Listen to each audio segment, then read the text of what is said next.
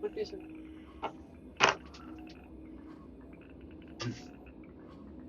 Det er jo dinosaurerne. Jeg har spændt på, så jeg kan få sådan. Dejligt.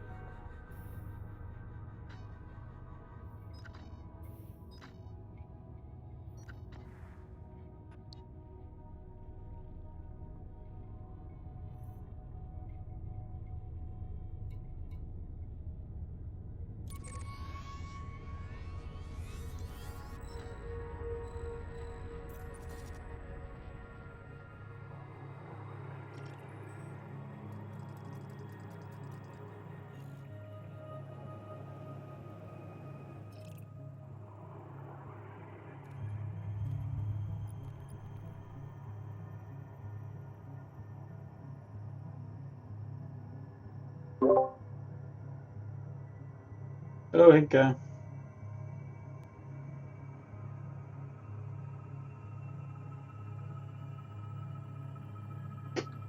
Hello, hello, hello, hello.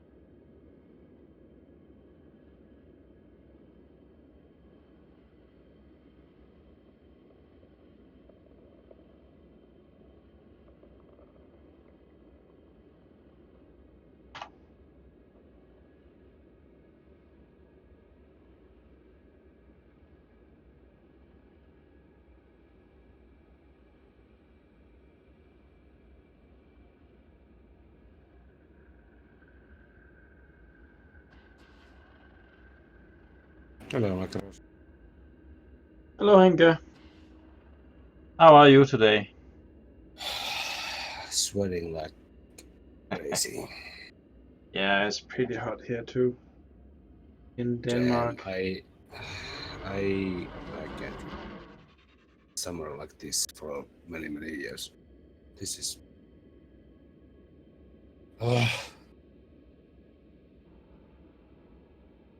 It has been like plus 30 degrees for the whole week here. Oh my god, my room is like a bad sauna.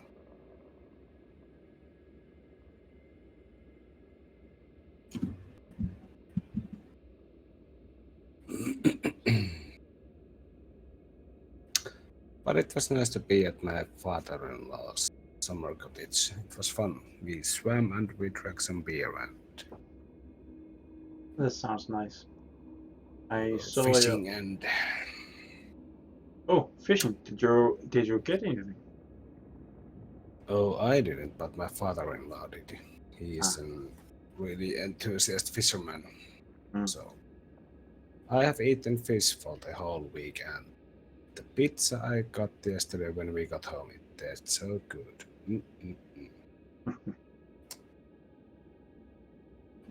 I like fish, but if you eat fish for a week, you really want some pizza or some meat. Yeah, fish is not really my favorite food. Yeah, it wasn't for me neither before I met my current wife and his father, who is a fisherman. And when he makes the fish, it's really good. Well, there is one thing about fish is that when you have eaten fish, it doesn't put itself so heavy in your stomach. Unlike when you eat beef, for instance, you can feel you have eaten beef for several hours. Yeah. So there is that. Yeah, it's much lighter food. Yes.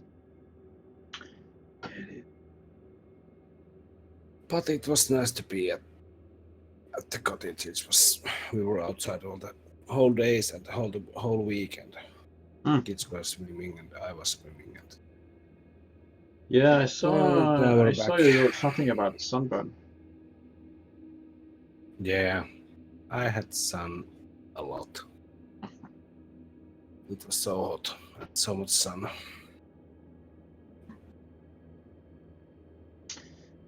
I have well, not anymore, but I had like red arms and red nose and red legs and red forehead.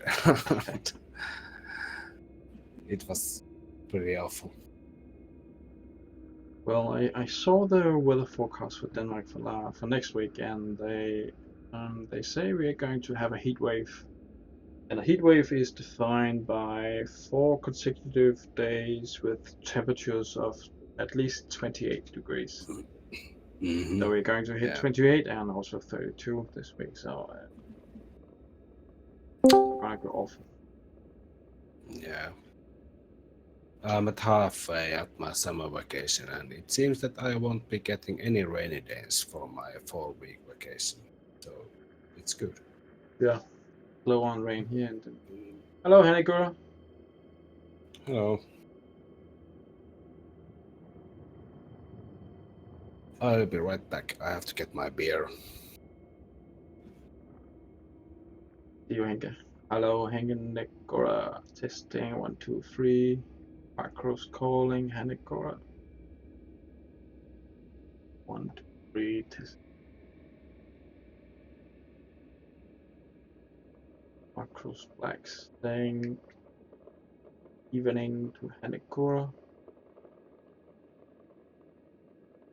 Hello, Hanegura.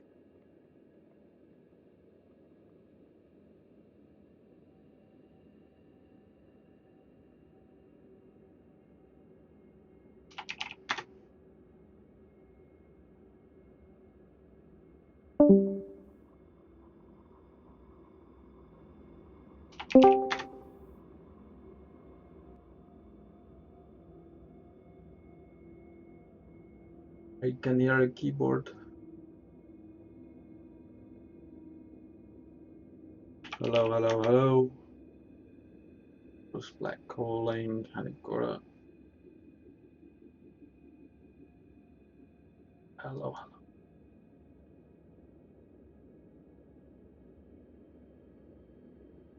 This is Macros black calling Hanegura.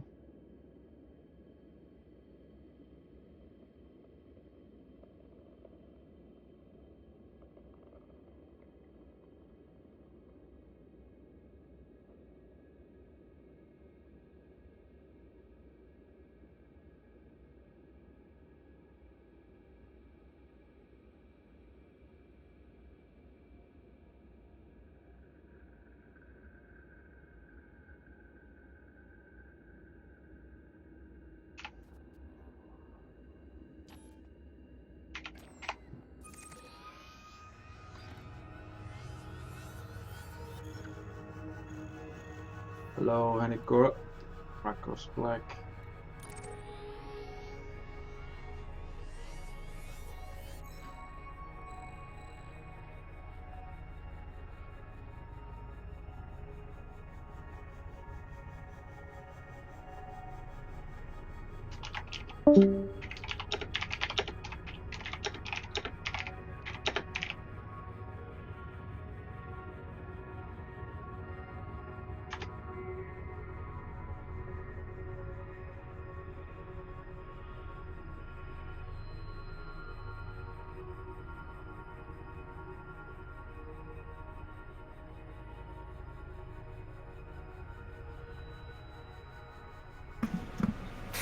Oh, Jesus.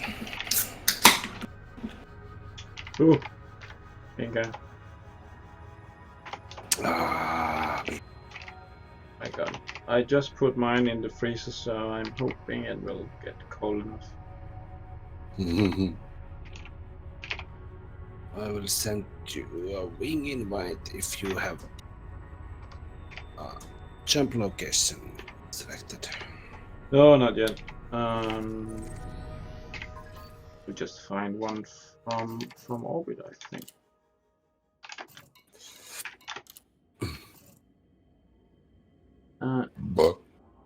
Yes, but I see a lot of commanders. I see a lot of commanders today.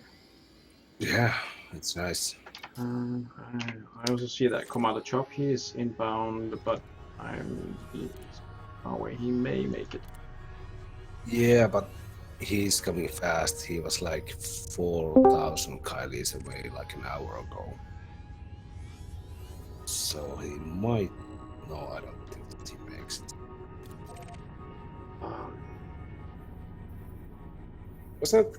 Wasn't there a secondary planet beside this one? If we could jump from there between the planets. Good question. I don't know. Or Hello. or the gas giant. I think. Oh, Colonel Gazad is asking for a streaming link. I think. Ah,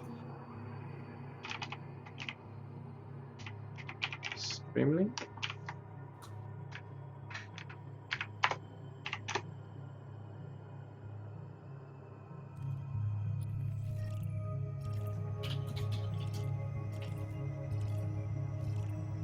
Yeah, I think it might be doable.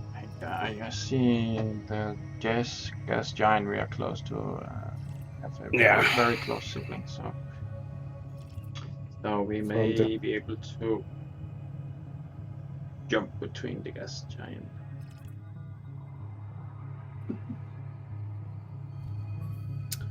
Hanekura is having a problem Hanekura, with if you his can, audio. yeah, I think he has to change his push to talk to speech recognition.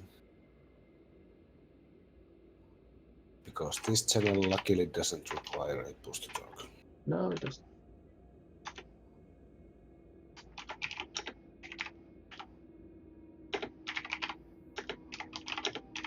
I think I will head down to orbit so I can concentrate the live stream. Yeah, Oh, I'll just see you there. what? What's blocking me? There's an SRV on top of me. Oh my god. Let me see that. And where are you? Who was that?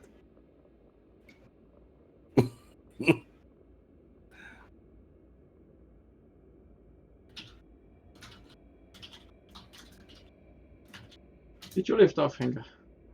Are you still on the ground? Can't see you. I just lifted off and someone was on top of me at this is SRV.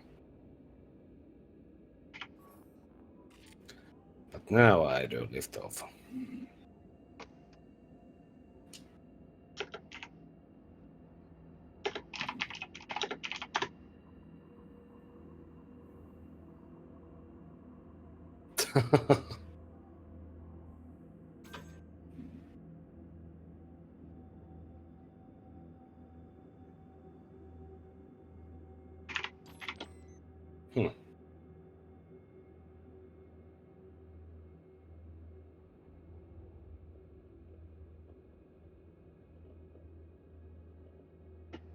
Where is that gas giant? It's there. Oh, this is nice. All the 3 planets are lined up nicely. Wow. Oh. I think we have to make the jump just somewhere around here. When you lift off, you will see it. There's the gas giant and these 2. This is nice.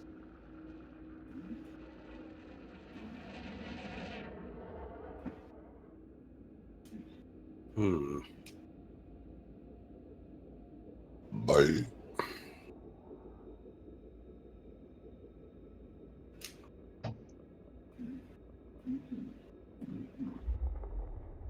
Oh, wow.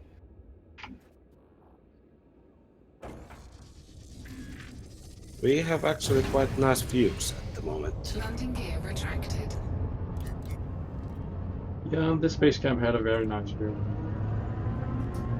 Yeah, and now that I'm up here, the view is even nicer.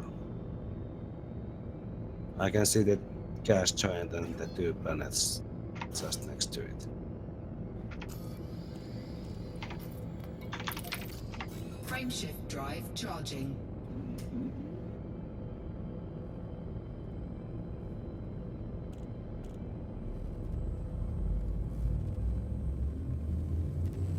Four, 3, 2, 1.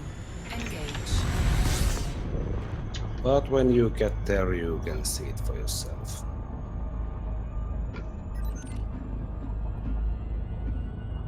Yeah, I left the planet now. I'm headed your way now.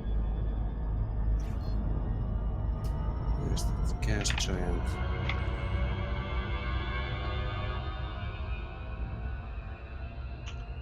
Ooh, yeah, I see Yeah. that.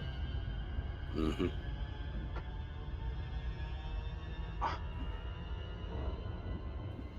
Yeah. And the nebula at the background. Yeah.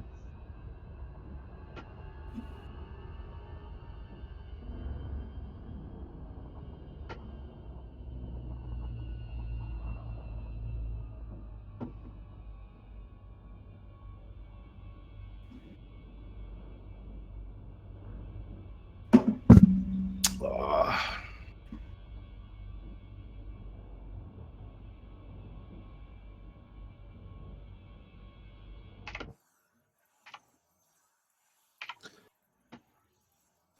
I don't have any specific location. I'm just sitting here doing nothing.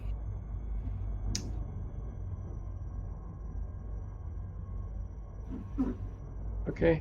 I'm thinking could try to find a jump destination inside the nebula. Oh, Yeah. if we could try to find somewhere between.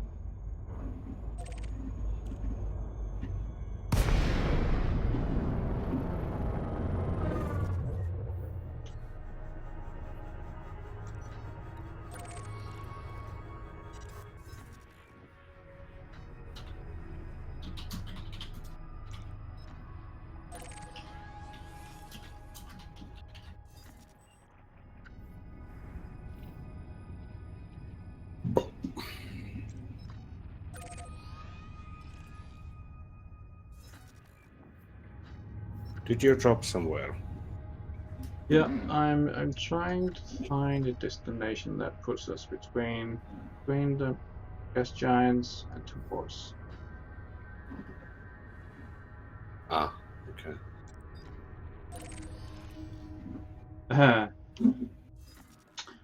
Found one, but that's obscured by one of the planets.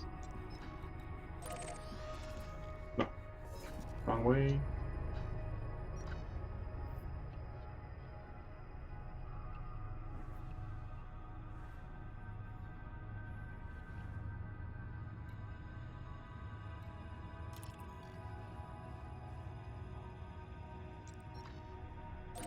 Well, I will drop to your wake anyway, so. Yes, I think I found one. Yes, good. Oh, oh my god. I think this could be good.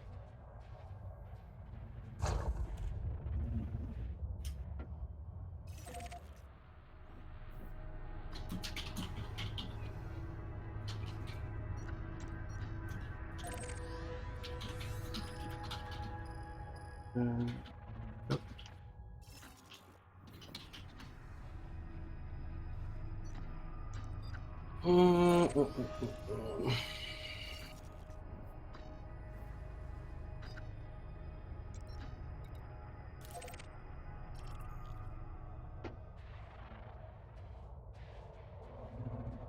Yeah.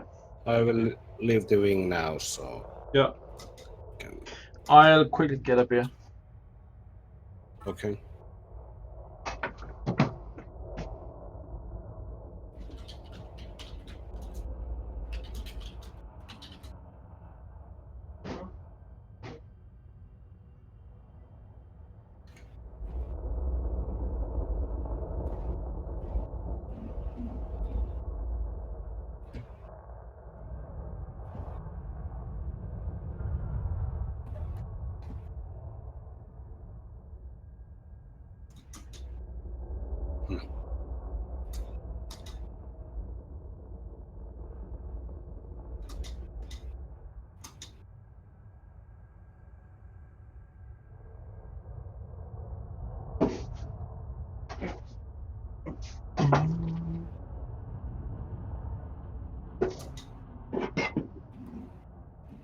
I'm back.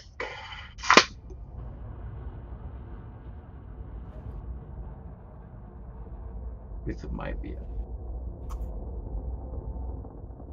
I think we are going live soon, and we can wait for Hanekura to get Yeah, sure.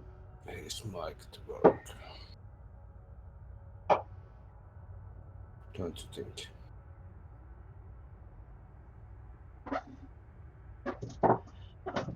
I think I found a jump location for us. I will put it in the. Nice.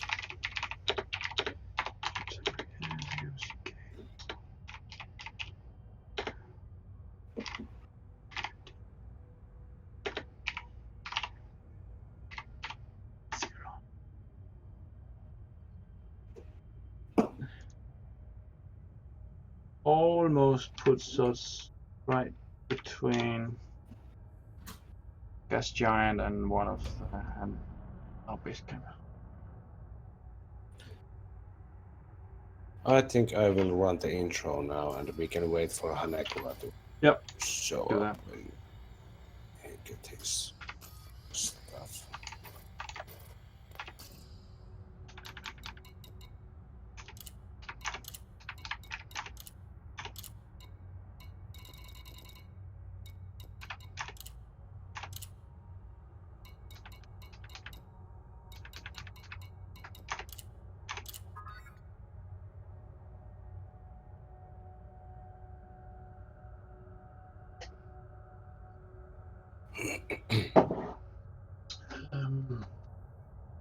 Doesn't sound good from Hanekura.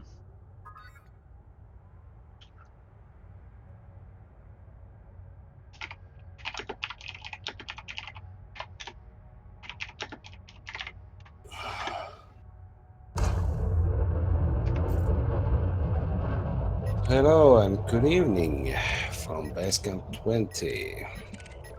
And ugh, it's so hot. I'm so sweaty.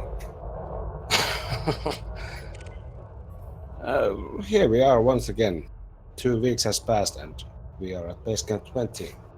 Talkshow and Massjump. And I'm here as usual with Macros. Good evening, Macros. Good evening, Hinka. How are you today?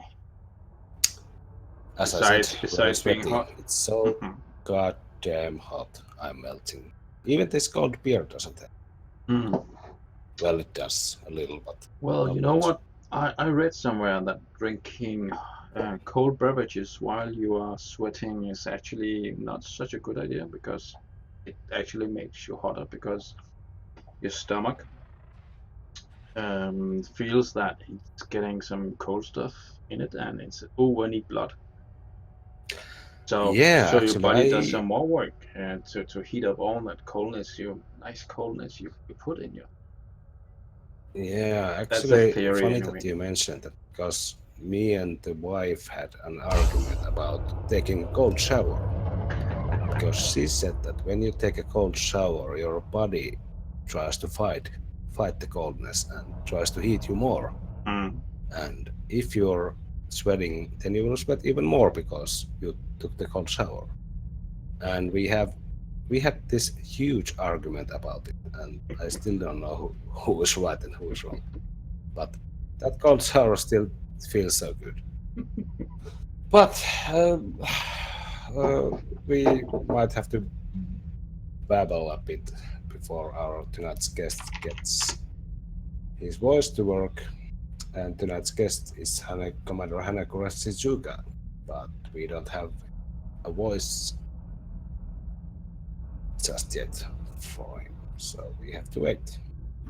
So, how's the heat in Denmark, Macros? Well, I imagine, Hinga, that we are having the same heat as you are because I'm sweating too. And I think right now on our first floor, heat tends to rise. So the sun heats the house all day. So when we finally getting ready to go to sleep, we go to sleep on our first floor. So all the heat, all the nice heat has been building up, and we are actually trying to sleep in a very hot space.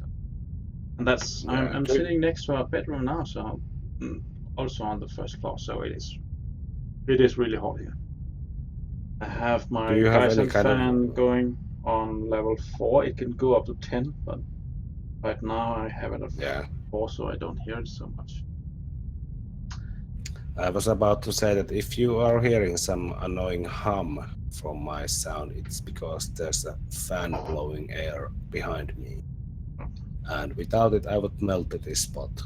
Yeah. So it tries to cool me down, but it does its job quite poorly. Yeah, we have a pretty unusual summer in Denmark. Next week they promised us a heat wave, and a heat wave Yeah, is same here. defined by Same 4 here. consecutive days with more than 28 degrees Celsius. Next week Yeah, is going to be it's even hotter for us, way up to 32 degrees.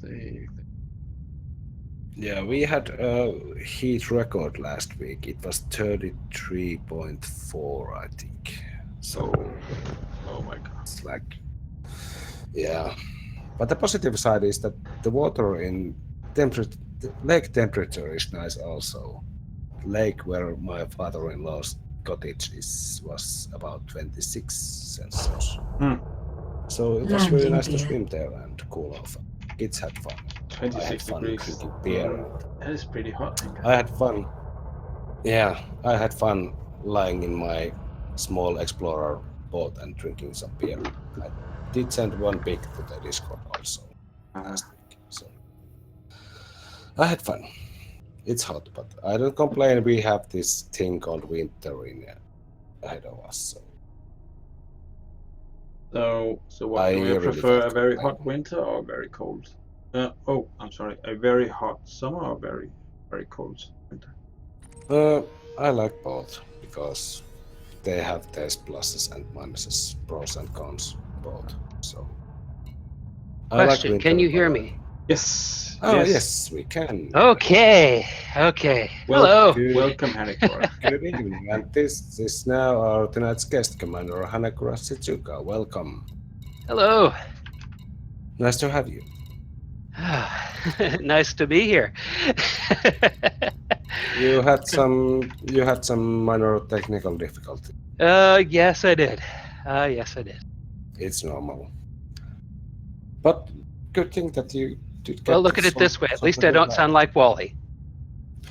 Yeah, well. So were you planning to sound like Wally?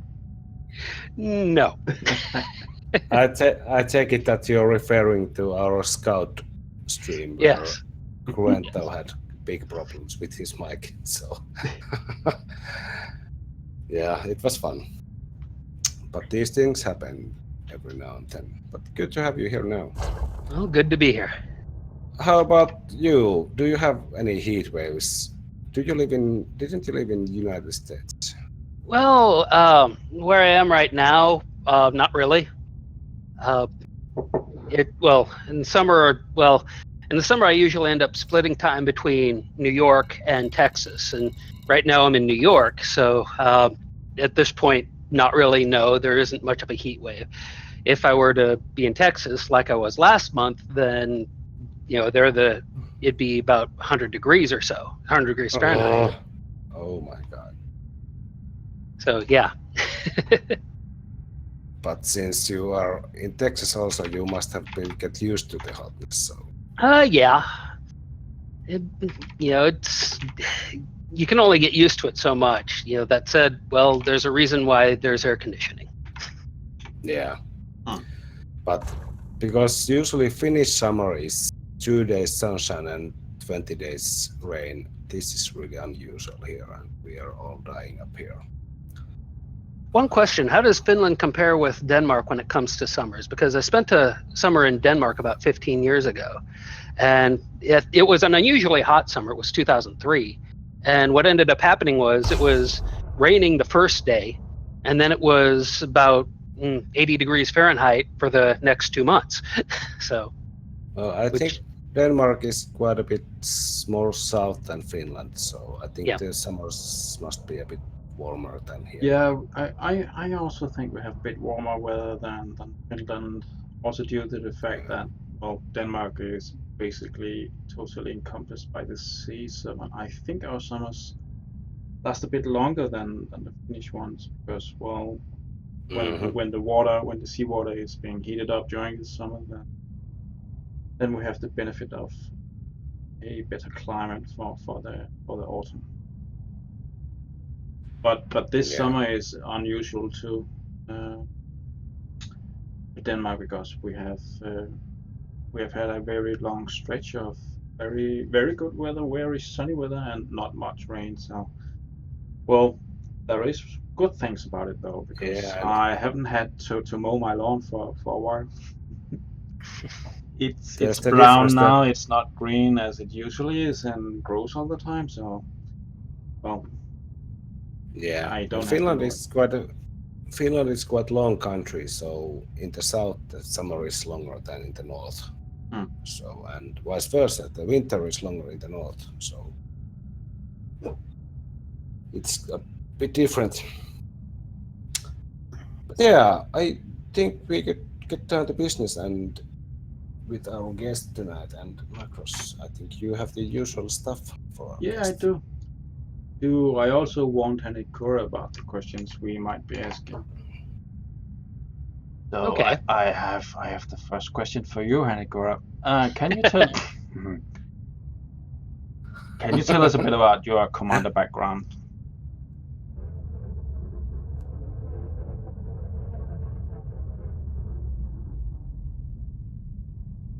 Oh, did we lose Hanikura? Might be. I think we lost Hanikura. We can't hear you anymore. Oh. Can you hear me? Yes, we can hear you now. Now we can hear you. Okay. Okay. Did you hear my question? Okay, so you were asking about my commander background, I believe? Yes, I was. Or something like that? Yes. Yeah. Something like that. Actually, something like that. Exactly. Well, the best way to put it is, well, buckyball. That's about the best way to describe pretty much anything and everything I've done in the game. I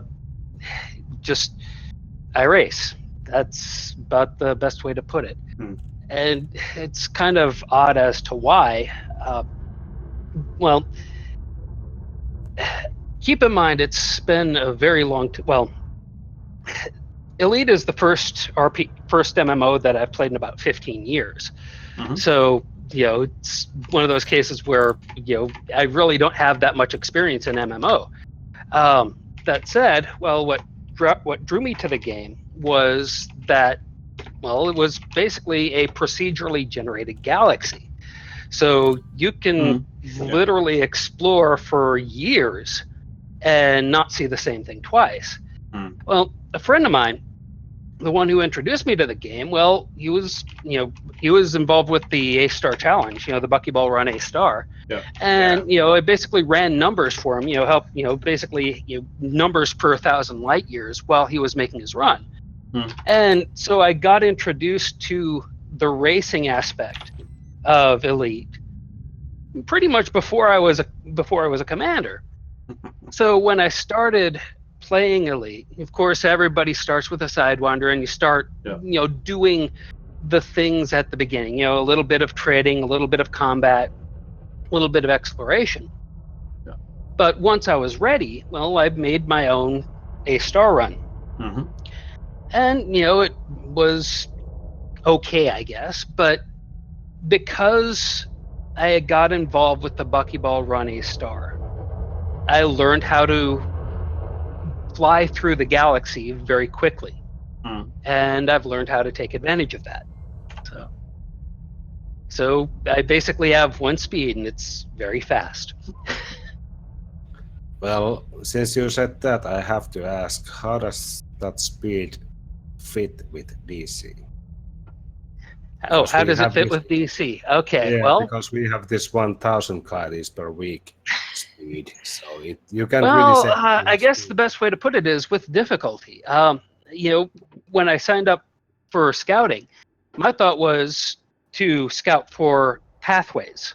How to get across Tenebris, for instance, or how to get across the gap between the outer arm and the the Scutum Centaurus arm. Hmm. And so it's been a little bit of a change to look for planets, look for landing sites and things like that. So Yeah. So it's So- different. well, like I said, I go fast. But oh well. And I believe that you had a little bit of accident last week. Also. Oh yeah. And yeah, the best. Well, as near as I can tell, what happened. Well, first of all, I was foolish enough to go out scouting without shields, and let's face it, that's pretty foolish. And without an SRV. So, I landed on a few planets and got a little bit of damage. And while I was looking at this one particular planet near waypoint 34, I was looking at these canyons and going, I wonder how these look, and tried to fly through them. Well, sometimes flying through canyons is not exactly a wise thing, and I ended up doing damage to my craft.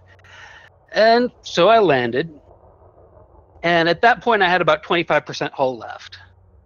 And so, I start taking photographs, and it's a beautiful little landing spot. And when I go to take off, well, when I was taking photographs, well, there are two buttons that I don't use that often.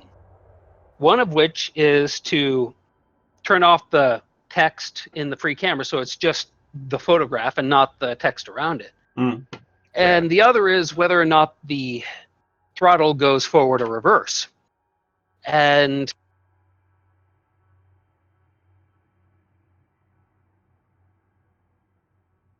off. Okay, am I back on? You're back on. Yeah, back. Okay. At any rate, when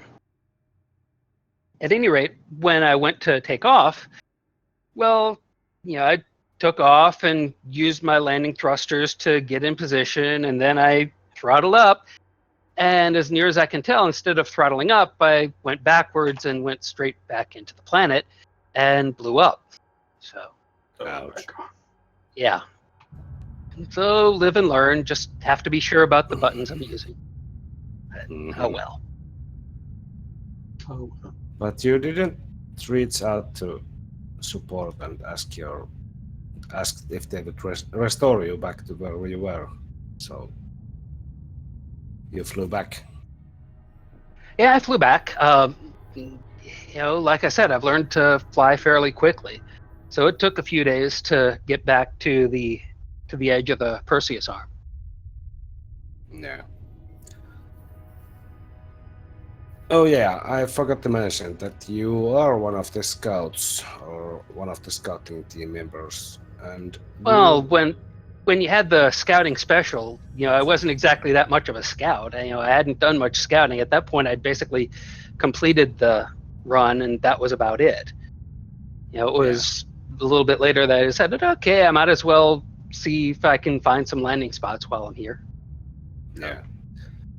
But it's a good thing that you are with the scouting team now, and we have only 6 more base camps to go after this, and we have to decide if we want to have the final base camp at our final waypoint also.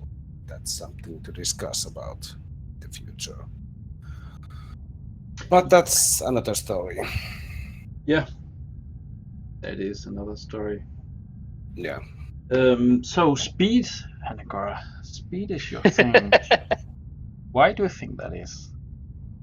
And why not pew or trading or missions or bubble stuff?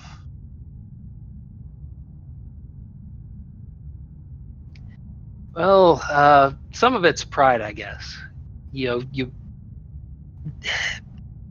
Competition. Trying to go as fast as I possibly can. Try to make a name for yourself. There's always that aspect of pride when it comes to what we do with this. In some ways, that's part of why the Dead End Circumnavigation Expedition is there, so that we can all say that, hey, we've done a circumnavigation. Yeah, exactly. Not many people can say that. So there is that pride aspect to it. And then there's the fact that, for lack of a better way of putting it, I don't want to waste time.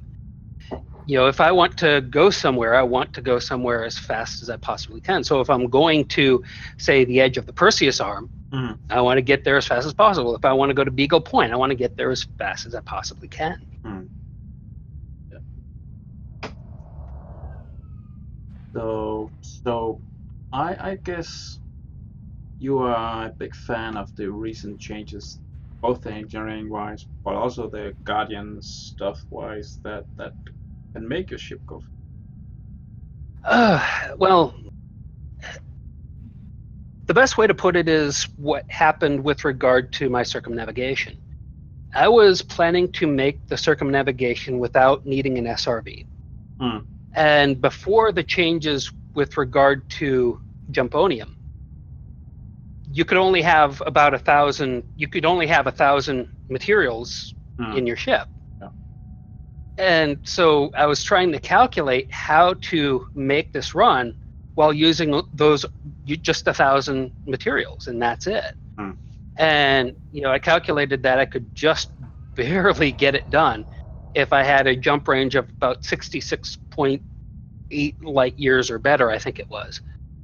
And so I was planning along those lines, and then all of a sudden the Frontier makes its changes, and suddenly the job becomes a lot easier. And much so there is that. And I've, and of course, more recently, the Guardian booster.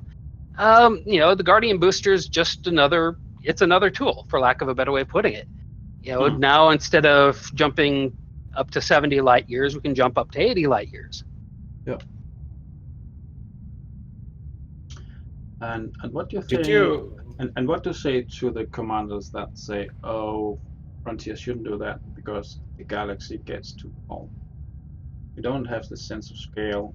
Sense of scale vanishes, and well, you can get to Sagittarius A in 2.5 hours, or Colonia in 2.5, and to Beagle Point in maybe 7 or 8 hours. So the galaxy is reduced in size, really." What do you say to those commanders?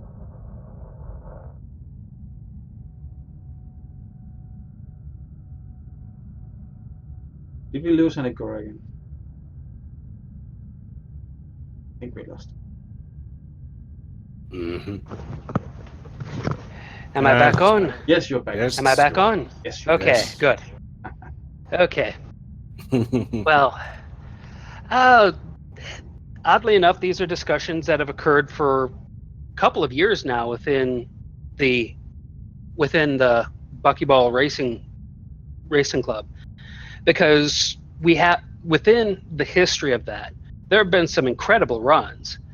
For instance, Commander Alot's run of 7 hours and 56 minutes with an unengineered, no neutron stars or anything, Anaconda. And that just shocked everybody when it happened. But now, Commander Alot's been able to race to A-star in less than 2 hours, which is a little bit frightening, but it is what it is. There's this concern that you don't want to lose history, that you don't want these accomplishments to just be forgotten. And so there's that issue. But at the same time, it is nice to be able to go some places that you weren't able to before. So.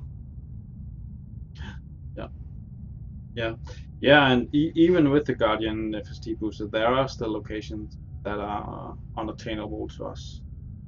So, well, we may be able to reach those destinations. I'm thinking about Cygnus X3. Cygnus X1? No, X3, I think. Is it X1? It could be X1. That are still out of our reach. Even if we have an 80 Anaconda. Jackie Silver is writing something interesting on Discord. She's writing, Hanecourse planning scares me. I was about to ask you. Be afraid. Be very much afraid. I was going to ask you that because you mentioned that you were planning the circumnavigation when we only had the 1,000 materials. Yes. So with that planning, does that mean that you planned every single jump, or did you have just longer distances planned without each and every single jump planned for you up front? What I did was I had a star near each waypoint that I knew I could get to, and then planned the route from that star to the waypoint. So I knew how much boosting would be needed in order to get to each waypoint, so that I could plan, okay, this jump takes 65 light years, this jump takes 80 light years, this jump takes 120 light years. And by putting that into a spreadsheet and then inputting what the jump range would be, it would then say, okay, you need a basic boost here, you need a standard boost here, you need a premium boost here. And from that could calculate, here's the materials you need, here's how many of each type that you need.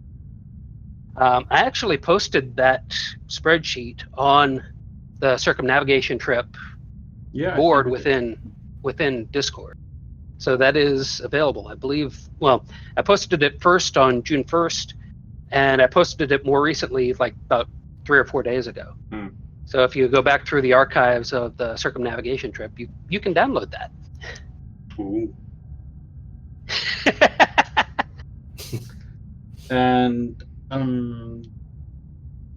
this planning did that include the neutron star jumps, or was it without the neutron star?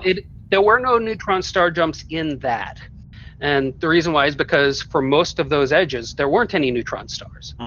It was your standard KGB foam stars, if you will. I couldn't see any neutron stars to get to those particular locations from the stars that I had planned as a quote unquote starting point to that waypoint. Yep. Well, on that note, there is a thing about the journey from our journey from Beagle Point to our current location, because I realized really late in planning that journey from Beagle Point to our current destination, our current location, that isn't anywhere near the fringe, anywhere near the edge of the galaxy. So what I myself did was I dived to the -1,000 layer where all the neutron star are, and basically neutron star jumped here, our current location. So if one were to do the circumnavigation again using our original map, the map we're following now, then this leg will be much easier, much faster. We use the neutron stars. Well, yeah, it's neutron star jumping is interesting with regard to one aspect, and that is the damage to the ship. Now, damage to the ship, it can, if it's, say, if you do this for, say, 10,000 light years or 20,000 light years, you can get through it. But to do it on a trip of, say, 300, 400,000 light years, then it gets kind of difficult. With my circumnavigation, there were some parts where I used neutron star jumping to get through it. Why I eventually stopped doing that was because it was doing so much damage to the ship. It was to the point where near the end of the trip, I was almost running out of AFMUs, basically, in order to fix the ship. I didn't have that many left when I finished the circumnavigation. So it's something to take into account when it comes to something like that. Then again, I guess nowadays you can refill the AFMUs. I think there's some materials that you can use to do that. But yeah, absolutely. You can use synths to replenish your FMU, and it's fairly common materials you need: nickel, zinc. I've just looked it up now on my ship. Chromium, vanadium. So it's pretty fairly standard stuff.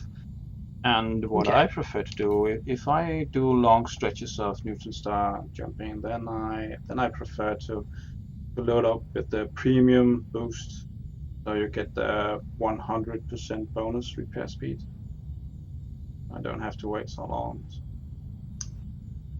And obviously that takes more materials to do: zinc, chromium, vanadium, zirconium, tellurium, and ruthenium. By the way, coming back to this current location, I have to give credits to Commander Arnoldo, who scouted this location. I think this is magnificent.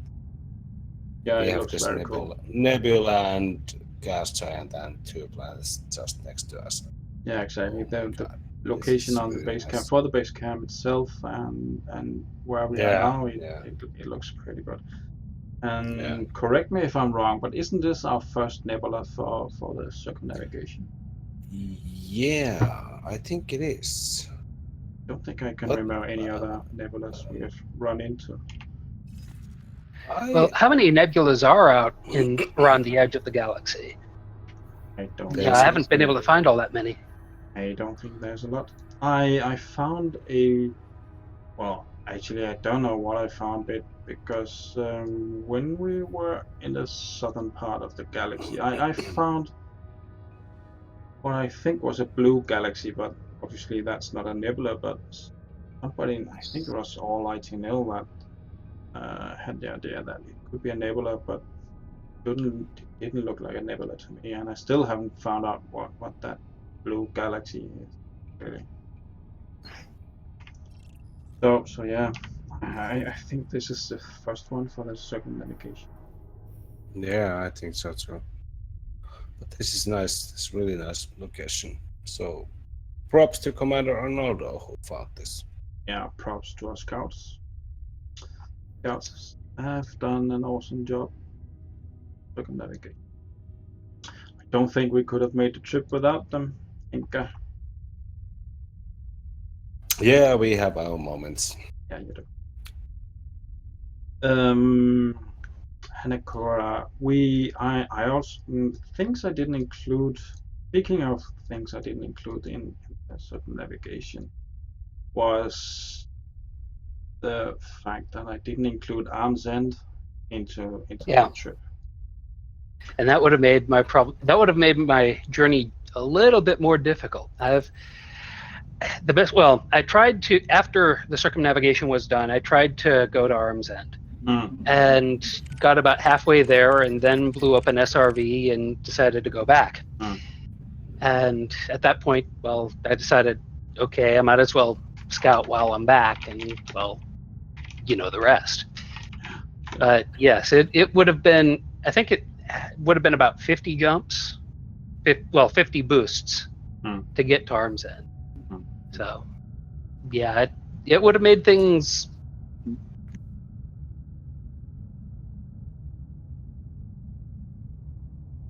I think we lost Hanekora again.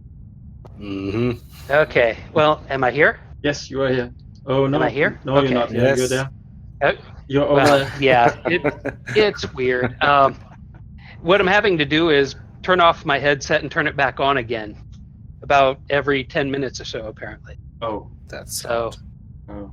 fortunately, I can tell when it's turned off because I can hear, when it's turned off. So I at least have that warning. Good. We have So words. if I cut out for a few seconds, you understand what's going on. Yeah. Mm-hmm. So, but Hanekora, are you prepared to do another circumnavigation if we change the route a bit?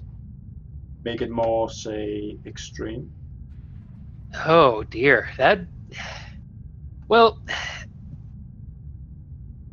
keep in mind there's a difference between a solo circumnavigation and an expedition.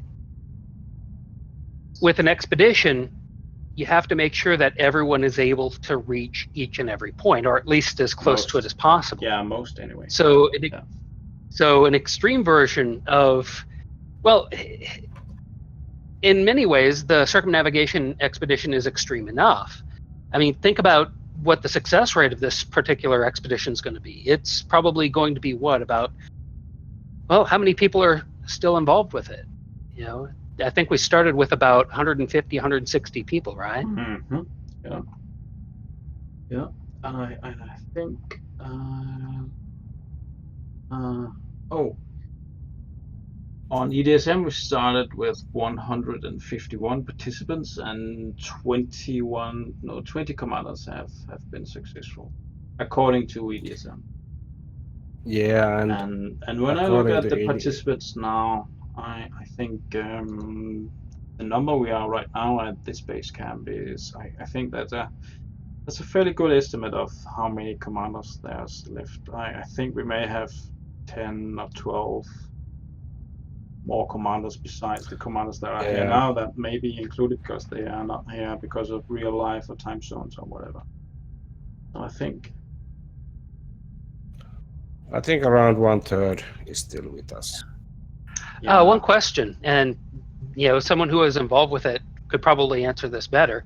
What was the success rate with regard to distant worlds when it was going on? Flight assist on. About 1/3. About 1/3? No, Okay. no, Henka, it was much bigger because Was it? I think Eremus wrote about it not so long ago, and it was in the Was it 60 or more? 70, 60 and the 70% success rates Oh. for the distant worlds.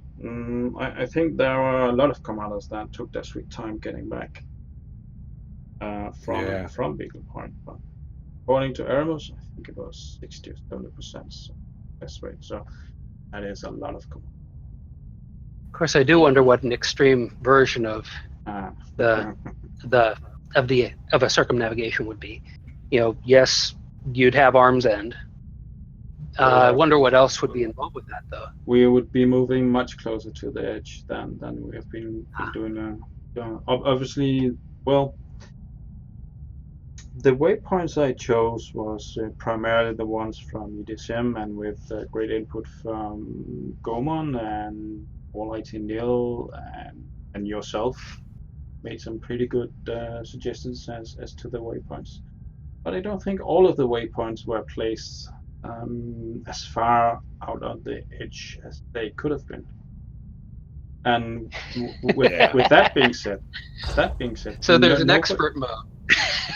Yeah, there's an expert mode. With that being said, nobody is preventing anyone from just basically turning up at the waypoints and base camps as they've done now. Nothing is preventing you from going out on the edge. But that being said, having to come back to the waypoints or the base camps that are placed further inside the edges and not so far out, well, that is an inconvenience, I think. So the extreme edition would place all waypoints and all base camps very near the very edge of the galaxy. Well, here's an interesting question for you. Where would you put the waypoint?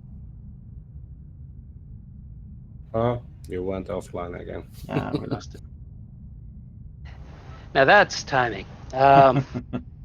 Okay, so here's the question: where would you put the waypoint in Tenebris? The reason why I ask this is because, well, that Sanokie waypoint that is waypoint 33.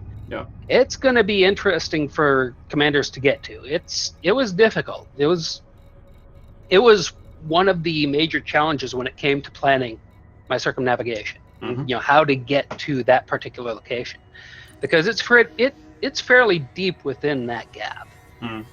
So everybody who's listening, you now have fair warning. It's going to be difficult to get to waypoint 33, just so you know. Well, but I do wonder where the waypoint would be in an expert mode, if you will, an extreme mode, if we were to do a circumnavigation. The extreme mode will be in DC2. Wink, wink. Yeah, I will. And I'm looking right now at Tsunoki MXL D7, and I see that there are stars further north of that actual waypoint. So we I can suspect go. there are, but We can go further up the gap. but it's funny you should mention that, because getting to the Tenebris is well, depending on your jump range, is pretty easy. It's just a question of how far south you are prepared to go. If you go further down south, then well, the crossing will be easy, right? well, I've crossed that twice now, and it wasn't easy in either case. You know, I think the first time I crossed it, I had about a 55 light year jump range, and it wasn't easy. And the second time I crossed it, it was about 70 light years jump range, and it wasn't easy then either. So it's a challenge. It is a challenge. Oh my god. Yes, Inga. I'm your god. Commander Chop is only 75 light years away, and he was. Jesus Christ, he made really. He was like 4,000 light years away a couple of hours ago. He's been really junking along. Yeah.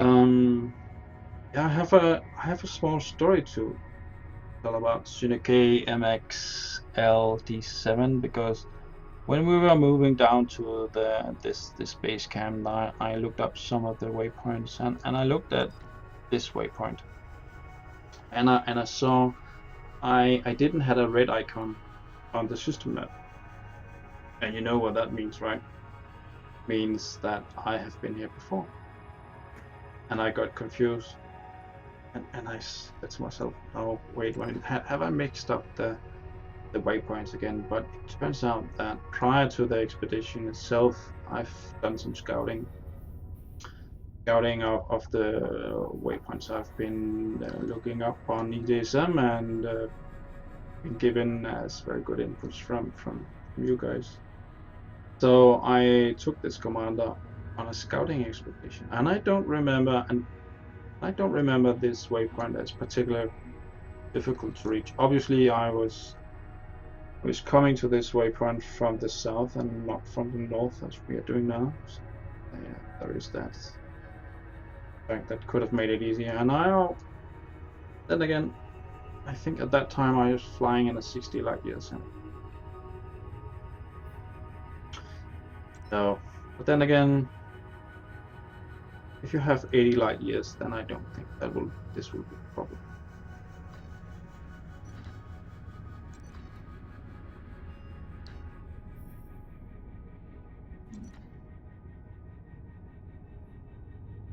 Again, I must stress the fact that if there will be DECE2, it will be a lot demanding than DECE. Because I think that many waypoints could have been way more at the edges of the galaxy. Yes. Well, absolutely. Of course, if we're going to be having difficulty levels, you know, we could have an easy level, you know, one where it's possible for, say, a 50 light year ship to make it without any Jumponian. Have a normal level, which is probably what we're doing now. Yeah. Well, that's actually planning the trip twice.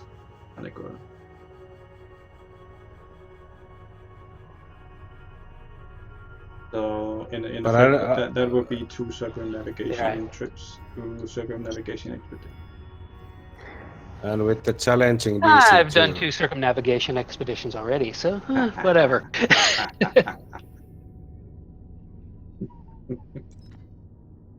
Oh, that's nice.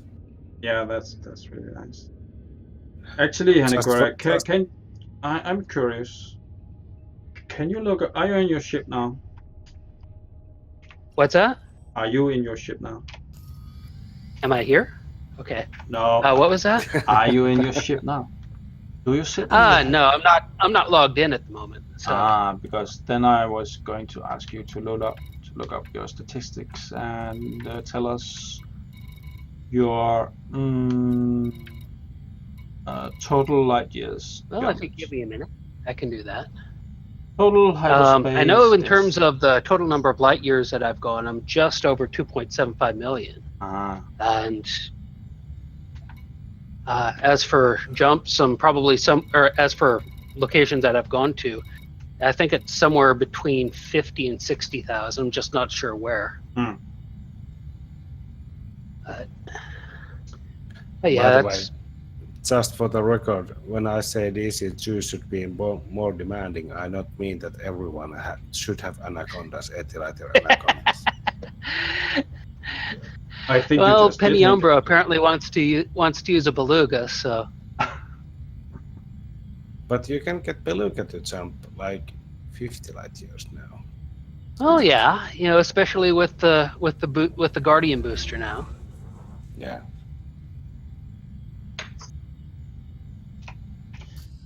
Yeah. I will not be in my G10 with DC2. Good.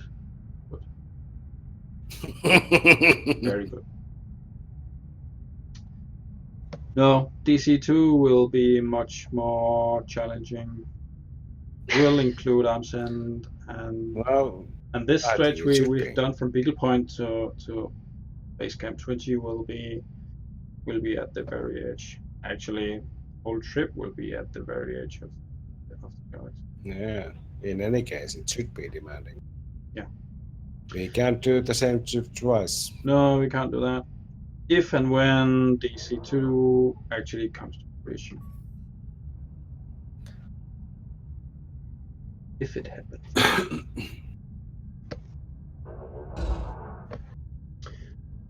It's nice to see that someone still has fighters along, because I haven't had a fighter since I dropped my anaconda back to the bubble.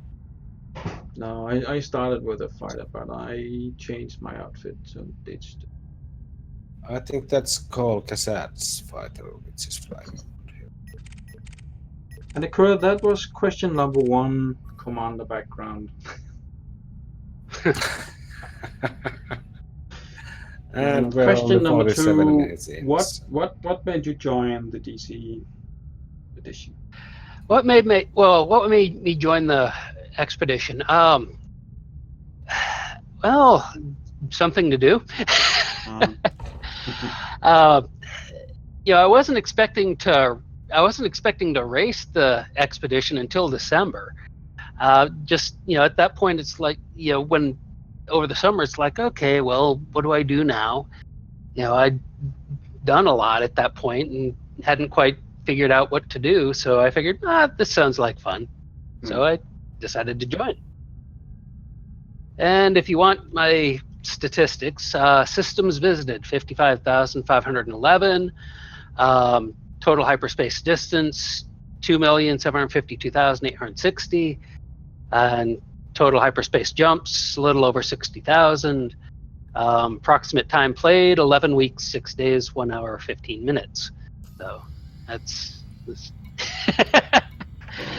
This is frankly, if you look at, say, a Litnal or Chiggy von Richthofen, I mean, this is nothing. I mean, this is just a blip, right? Well, I wouldn't call a trip to the Andromeda Galaxy a blip, but that's 2.5, right? So actually passed Andromeda. And we have Commander Chop here also. Oh, he made it. Excellent.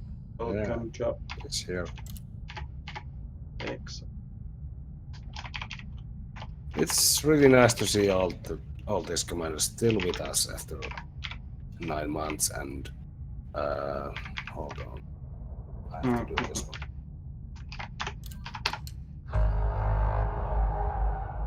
Uh, 35 million light years, I think. And Ikura, you changed your goals while you were doing the expedition. Yes. You wanted to do a speed run of the circumnavigation. Yeah. And your original goal for joining the expedition was, well, what should I do now? And this was basically for passing time. What made you change your mind and doing a speed run of Oh, I'm trying to remember. I know it was somewhere around December, and just I think seeing the possibility. Well, a couple of things actually. First was before. Well, at one point I did hold the record with regard to the how fast a person could actually perform the circumnavigation. It used to be that the record was in hundreds of days, and my first circumnavigation was in about 36 days. Yeah. And then I started hearing reports of people who'd done it in 16 days and done it in 12 days. I'm not sure what the record was at that point.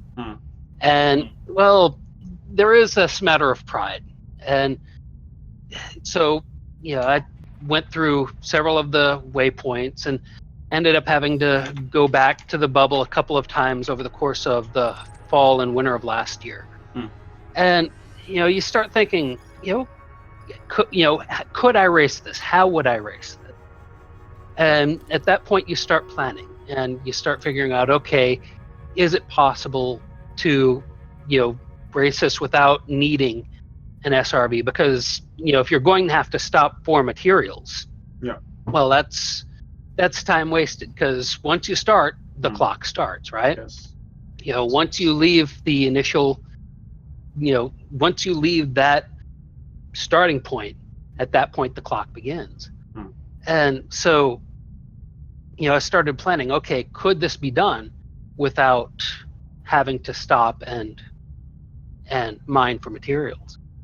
And well, like I said, so it is a matter of pride. If you ask any of the buckyballers who've had some success, there is some pride involved with what they do. And having that circumnavigation record, and when it took 36 days, I didn't think anybody would do it faster than that. And so there was this matter of pride of getting that back. Well, if I remember correctly, then when we started this expedition initially in October, we had one commander, wasn't it Commander Ruckus, who completed this circumnavigation really, really quick, I think.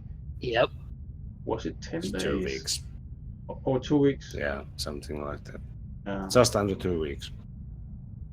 And Henka and I thought, oh yeah, he must have been doing this in one stretch without even sleeping.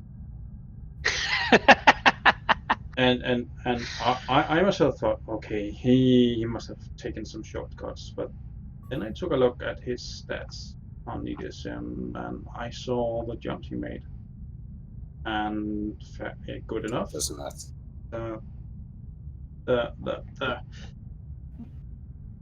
The systems I looked at, well, they look good to me. It was really, really awesome. Yeah, it was. It's just, well, like I said, sometimes it's a matter of pride. Yeah. But then again, your speed trip on the circumnavigation, that was also a very, very awesome accomplishment. And you did it in how many days? 7.5, basically. 7 days, 13 hours, and a few minutes. Oh my god. So, it's unbelievable. Even if I wouldn't have kids, even if I wouldn't have a job, even if I would want to do that, I couldn't. I just couldn't do that. Well, in some way, sometimes it's a matter of timing. The race, if you will, doing the circumnavigation in 7.5 days. That was my second attempt to do it that fast. Given my schedule, there were 2 opportunities to do this. One was in early March, the other was in late May. And I attempted it in early March. I raced for 1 day. And the second morning after flying all day, it's like, oh, do I really want to do this? And I just wasn't ready at that time. And so I, sort of slunk back to the bubble and just sort of waited there for a couple of months. And then in late May, I tried again. And at that point, I was ready. And, after you get, the toughest part of a circumnavigation like this is after the first day. Because the first day, you're racing and you get all that done. But then you go to bed, you wake up in the morning, and the exhaustion from the first day sets in. And it's getting the energy to get up out of bed, to get racing again. That's the difficult part. Because after the first day, day 2, day 3, day 4, at that point, sunk costs are there. You've already raced this amount. So you're not going to stop. But that first day, after that first day, that's the difficult part. That's because you realize that you really have to do that. You Yep. can't back down anymore. That's when you realize that, oh man, I really have to do this. Yeah, especially if you are careless enough to announce it anyway, that you're going to do it. Yes, and that's and well, I was careless enough to announce it in March. I was a little more circumspect in May. I was, for lack of a better way of putting it, I was more reserved when it came to what I was announcing in May. I didn't really announce what I was doing in May until about day 2 or day 3. Because at that point you realize, okay, I'm involved with this, I'm going to see it through. Yeah, but until that point, you don't make that announcement. I saw your logs. Great logs, by the way. Thanks. It was a pleasure reading them. So there's 3 minutes until our Massjump. So it's time for the final questions, I think. Yeah, I think we'll settle for one last question. Well, in fact, that's not a question at all. Do we wish to say anything to our fellow commanders? Oh, well, enjoy the ride. That's the best way to put it. When you are traveling on something like this, when you're going on something like this, you do it because you enjoy it, because there's something that you want to do here. And I think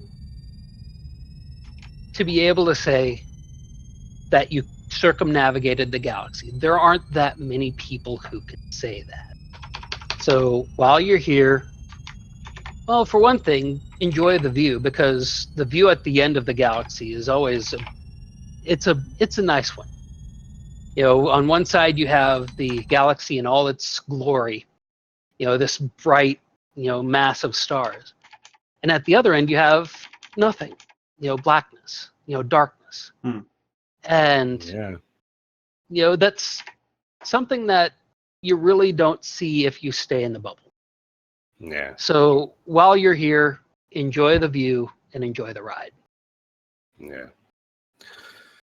Very nice words, Hanako. Thank you for those. Thank you, Commander Hanako, for joining us at DECE Talkshow. It was nice having you. Thanks for having me. Yeah, thank you very much. And my game just froze.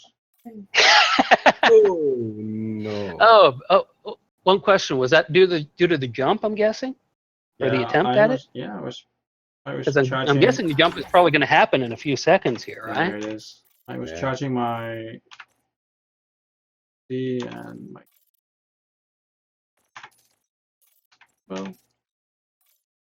Well, I think we are ready to go soon. So. Incoming message. Next stop is Base Camp 21, which will be announced later. I didn't even get into the instant. 1. Engage. Yeah, I can't see your ship. I see Commander Tess, but he must have crashed too. But it's 22 hours. And let's go. Let's go, let's go, let's go. Jump, jump, jump. Frameshift drive charging. Oh my camera, what are you doing? Nice, nice. Hmm. Oh, the nice colors. Landing gear. 2, Well, Fits so nicely with the nebula at the background. I think it was because we were more commanders than we used to be. Yeah, we haven't had that many commanders for a long time, Yeah. I think. Now you Last see how you time, can. I think it was Beagle Pine. fuel skipping. But you know what? Luckily, But yeah, I had my net locks on, so they may be able to reveal something to Frontier. Fuel Maybe. scooping complete. yeah, Yes. hopefully. So But it was nice participant. Oh, I can't jump there, I need boost. Nice photo.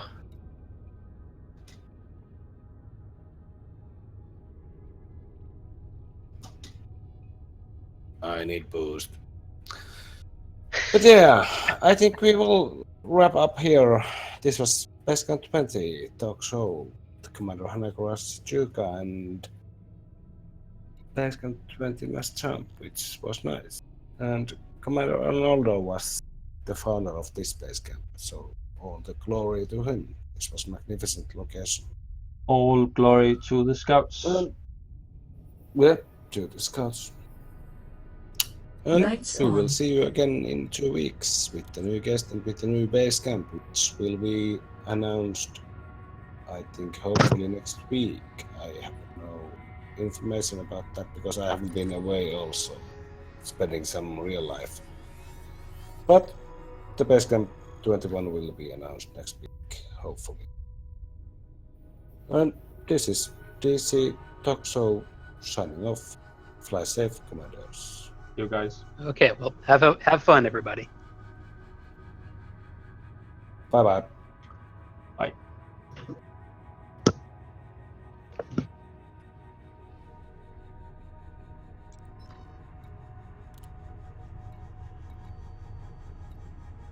Those crashes, they are really annoying. Yeah.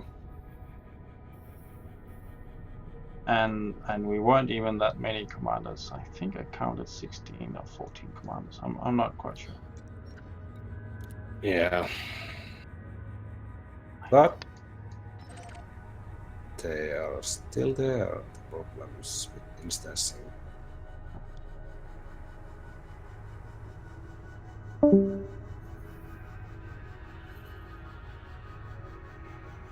I think, my god. I really think they need to get it fixed before they do anything with squadrons, because then people are really gonna get pissed. Yeah.